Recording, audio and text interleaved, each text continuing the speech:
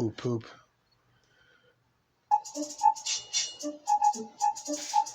It's never changing that you're hearing.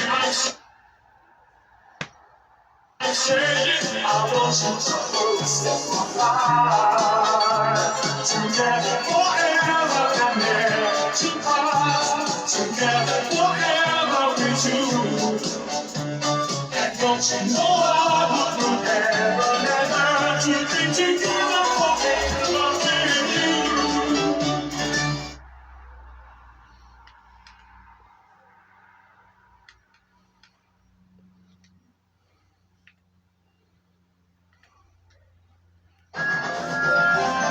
Thomas the Tank Engine was super happy. His blue coat was shining in the sun. He was right on time, and all around the countryside it looked amazing than ever before. "Good morning, Percy," he whistled. "My branch is the pride of the line, wouldn't you agree?" Yes, Thomas, of course, but what, Percy? Out with it." "There is another engine with a famous branch line, too." "Who? Where?" "His name is Stepney. He's far away, but Sir Topham Hatt says he might come to visit us." "When?" "Oh, someday." And Percy hurried away. Meanwhile, Stepney was puffing purposefully along his line. It isn't very long, and that made him feel a little sad. Later, he saw Rusty, the little diesel that helped save Stepney from scrap. "Everyone's been very kind to me, but my railway is so short and I do miss some good long runs. I think you should go tell Driver about it," said Rusty. "I'm sure he'll understand." Stepney soon discovered that indeed he did. "You know, Stepney, I feel just the same way." That afternoon, he came back with exciting news. "Guess what, Stepney? Sir Topham Hatt has invited us to visit his railway. Manager agreed. It'll be a very long run to get there." "Oh, thank you," sighed Stepney. They set off next day. By now, all the other engines were talking about Stepney. "He has the famous branch line. Did you know that?" said Percy. Thomas was feeling a little jealous. "It may be famous, but my branch is the first on the line, and everybody knows that, too." Then he huffed away to fetch his coaches. "Look!" cried Percy. "Why have they all come? There's no train yet." But Percy was wrong. A signal dropped, and from far away an engine whistled. "Here he comes," said Douglas.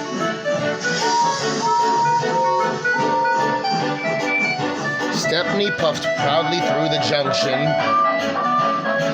"I hope you'll meet Thomas too," said Edward. "You both have branch lines to be proud of." Soon Stepney set off to help shunt coaches in the yard with Duck, and they worked happily together for the rest of the afternoon. At last Thomas arrived. "Sorry, I can't talk. It's time for my last branch line train. Mustn't be late."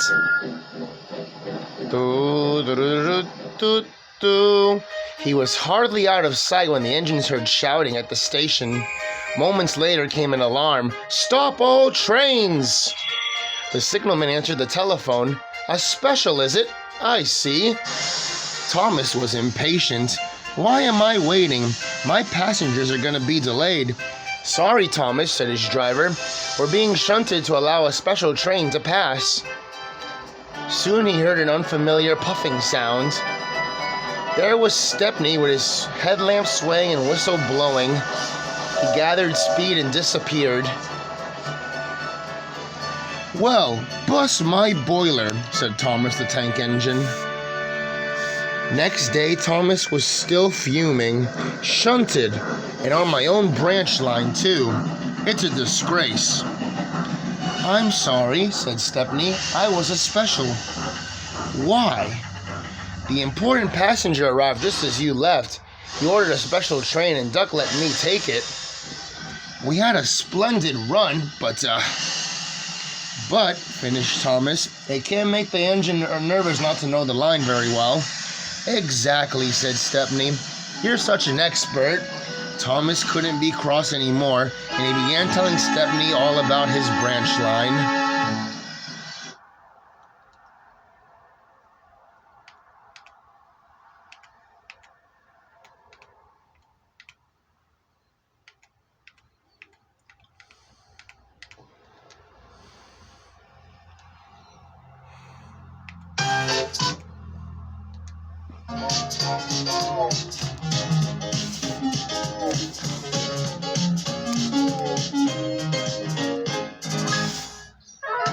One day, George the steamroller was waiting for Percy to take him to a new workplace. George was being very rude to Rheneas and Skarloey. You're just worn-out wheels on worn-out rails. You need rocks for your roads, replied Skarloey, and we're helping you. I need to flatten little engines in the scrapyards, retorted George. Then Percy arrived to take George away. He was still rebelling. Railways are no good. Turn them into roads.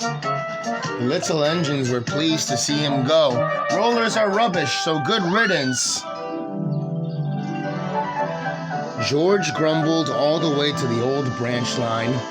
He was going to turn it into a road. When they arrived, George was rude again. Bumpy ride on rotten rails. I'm glad it's over. So am I, said Percy. Huh, huffed George. Percy was still fuming when he saw Thomas. What's up, Percy? It's George. He makes me feel down. Just ignore him, puffed Thomas. George was now enjoying himself. Ripping up rails, he chortled. What a life. What do you think of this, Thomas? But Thomas took no notice. George felt insulted. You're a useless blue puffball. But Thomas didn't hear. I'll show him who's boss. At last, the workmen reached the level crossing. What shall we do here? Tear it up, tarmac it, said George. So they did, and not properly, and George knew it.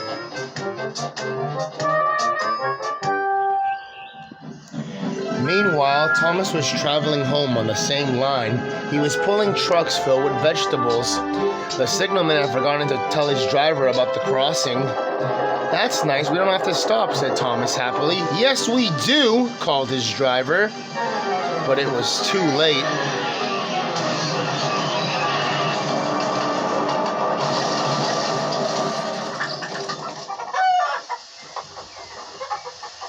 Later that day, Percy was telling Gordon all about George. Huh, you're just a small engine. That's why he's rude to you. He wouldn't dare cause me any trouble.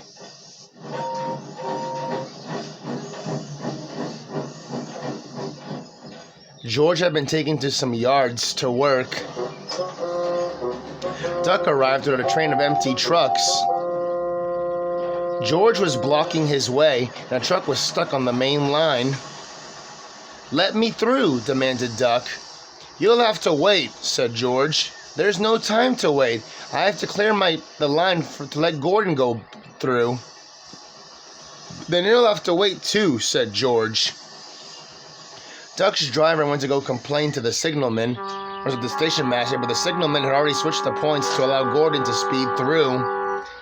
His passengers were singing his praises, and he was making express time. I'm the greatest, just watch me fly by. He whistled long and loud as he was approaching the station. Suddenly, he saw a truck in front of him on the line ahead. Get out of my way! But the truck wouldn't move until Gordon forced it. By accident.